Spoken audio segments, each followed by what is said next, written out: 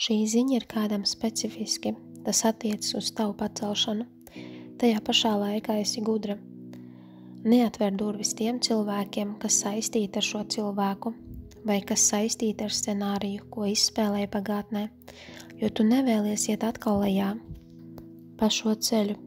Cilvēki ātri notiesā, ātri pieņem kāda cita stāsta pusi no situācijas bez faktu dzirdēšanas, bez tava stāsta puses. Pirmais cilvēks, kas sāk runāt, vairums cilvēki tic tam, ko viņš saka.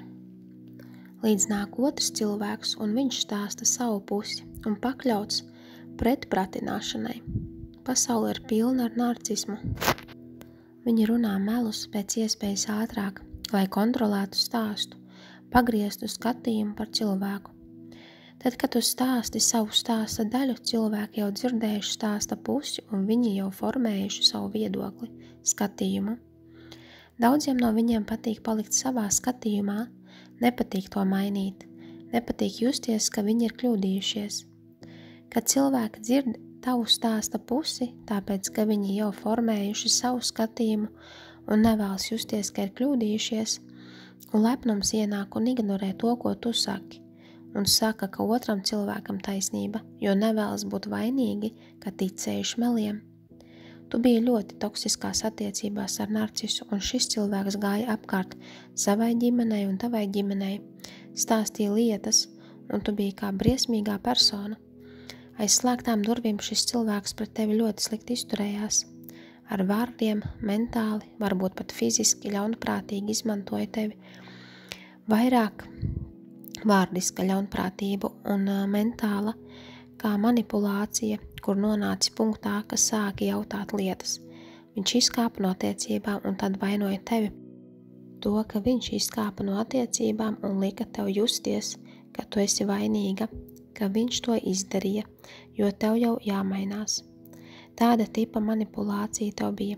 Procesā, ejot cauri šādām ciešanām, aizslēgtām durvīm, viņš iejauca trešo personu un formēja sabiedrotos. Katru reizi, kad viņš izdara kaut ko nepareizi, viņš zvana saviem cilvēkiem un cenšas izteikt stāstu par to, kas notika, pirms tu esi spējīga pat kādam pateikt sava stāsta daļu. Tas ir kontrolēts stāsts. Viņš tā kontrolē cilvēku skatījumu, uzskatus, jo vairāk informācijas viņš izstāsta pēc katra konflikta, un, kad tu beidzot runā, šis cilvēks jau ir dzirdējis vairāk no tā otra cilvēka nekā no tevis, jo viņš jau saņēmis tik daudz zvanus par tevi, sūdzības par tevi, izteicis emocijas par tevi, un, kad tu kaut ko saki, tev netic. Sapnī cilvēku grupējums nāk pie tevis no tavas ģimenes puses un no viņa ģimenes puses.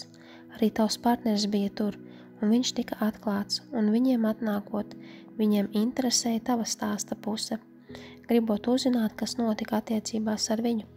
Cilvēki nāks no pagātnes, kuri tev agrāk neticēja, kuru acīs bija briesmīga, jo ticēja viņa meliem par tevi.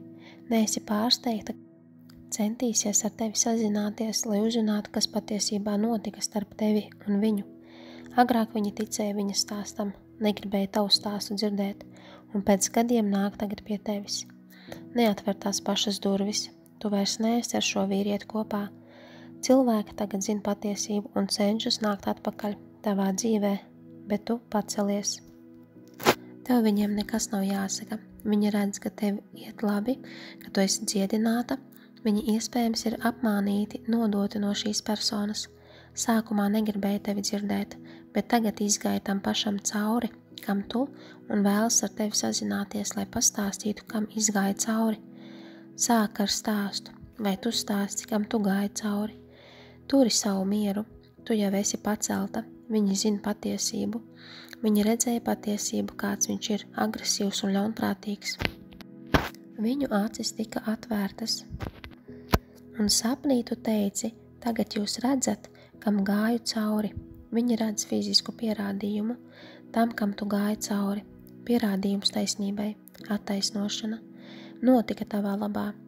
Cilvēki tagad redz patiesību, un tagad tev tic tie, kas neticēja. Turpini iet uz priekšu un neatver durvis šiem cilvēkiem. Tie noteikti jūtas vainīgi. Vēlas ar tevi kontaktēties vai arī vienkārši izstāstīt, kam gāja cauri. Viņi tevi neatbalstīja tad, nevajag arī tagad. Atbalstu no viņiem. Piedod un ej uz priekšu. Cilvēki tagad redz, ka tu nekad nebija problēma.